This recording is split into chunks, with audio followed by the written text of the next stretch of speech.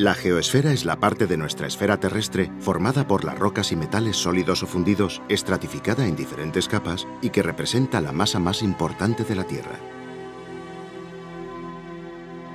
Durante el periodo de formación de nuestra Tierra, cuando se produjo su fusión total, los diferentes materiales que la componen se ordenaron por densidades y características químicas. Según estos criterios geoquímicos, la estructura de la geosfera está conformada por varias capas. Por un lado nos encontramos con la corteza, que es la capa externa o superficial de espesor y origen diverso, en donde se pueden diferenciar dos partes. La corteza continental, que es la capa de mayor grosor y de materiales rocosos más antiguos, y la corteza oceánica, que tiene un espesor menor y está compuesta por rocas geológicamente más jóvenes y de mayor densidad. Por debajo de la corteza se encuentra el manto, que llega hasta los 2.900 kilómetros de profundidad. Está constituido por óxidos de magnesio, hierro y de silicio en formaciones rocosas muy densas. En el manto se pueden distinguir una zona superior que tiene un carácter fluido y una zona inferior más compacta y densa. Por último está el núcleo, que es la parte más interna. Las presiones y temperaturas en el núcleo de la Tierra son enormes. Está formado fundamentalmente por hierro y alguna proporción pequeña de níquel. Es el motor de la Tierra, que por un lado genera el calor interno y además produce su campo magnético. La litosfera está formada por la corteza y la parte más superficial del manto. Se divide en una serie de grandes bloques rígidos denominados placas litosféricas que se desplazan sobre el manto parcialmente fundido, generando un proceso donde la capa litosférica se crea y se destruye. Esta teoría global que describe las fuerzas que modelan la superficie de la Tierra se denomina tectónica de placas. Se cree que el motor que mueve las placas son las corrientes de convección, que se crean cuando los materiales del manto, al calentarse, se hacen menos densos y ascienden hacia la superficie, en donde se enfrían y se hunden de nuevo a las zonas más calientes. Esto crea un patrón circulatorio de movimiento que desplaza a las placas. Las zonas donde las placas entran en contacto se denominan límites o bordes y pueden interaccionar de varias maneras.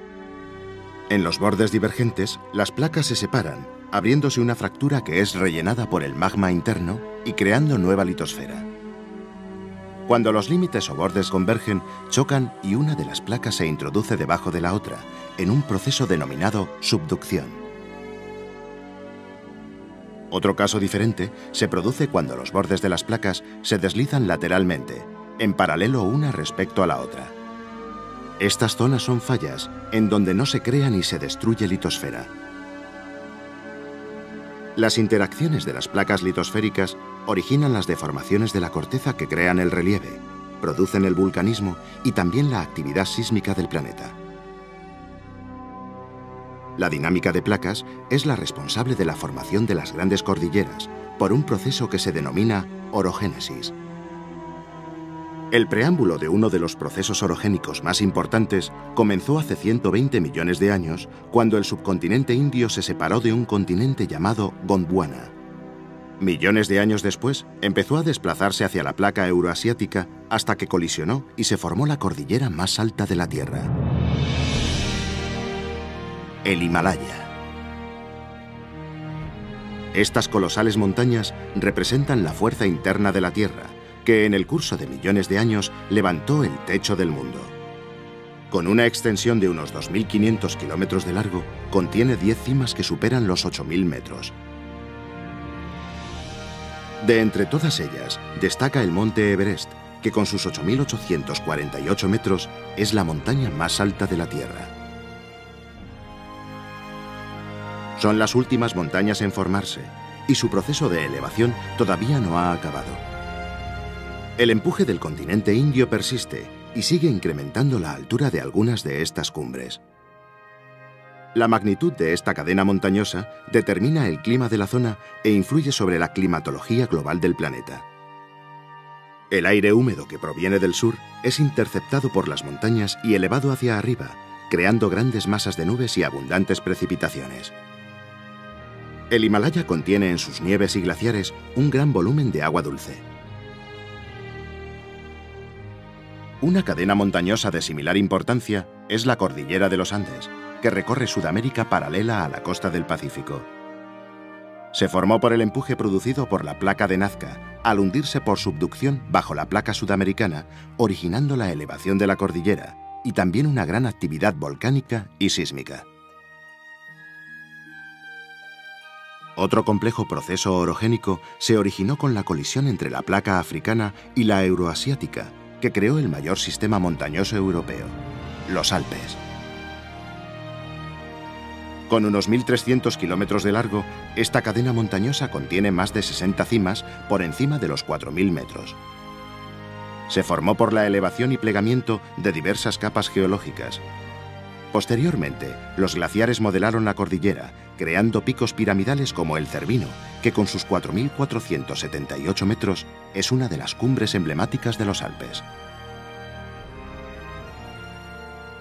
Todas estas grandes cordilleras no son solo formaciones geológicas. Sus glaciares y nieves perpetuas son enormes reservas de agua, hoy amenazadas por el calentamiento global de la Tierra.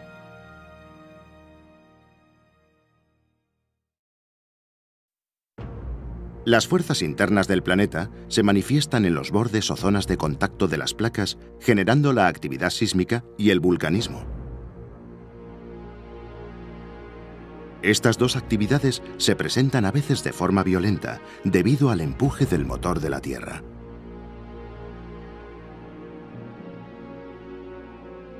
Los terremotos son liberaciones bruscas de energía que sacuden la corteza terrestre, causadas por la interacción de las placas litosféricas. El punto del interior de la corteza donde se genera el seísmo se denomina hipocentro y el punto de la superficie terrestre más cercano y localizado en la vertical es el epicentro. Las ondas sísmicas de los terremotos se transmiten por la superficie, ocasionando deslizamientos, hundimientos y fracturas que producen grandes daños según la magnitud e intensidad del seísmo. El vulcanismo se produce con la expulsión a la superficie del material fundido o magma del interior de la Tierra. Esto se realiza a través de grietas o fisuras de la corteza terrestre. La mayor parte de los volcanes se forman en los bordes de las placas, que son las zonas de mayor actividad, y sobre todo en los bordes constructivos como las dorsales oceánicas, donde se forma continuamente nueva corteza, por lo que la mayoría de la actividad volcánica se produce debajo del mar.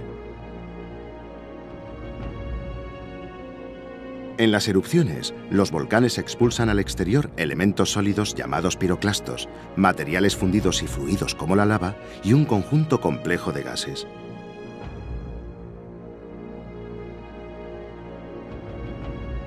Los volcanes crean islas, montañas y nuevas rocas. Además, se encargan de reciclar gases y minerales de la Tierra.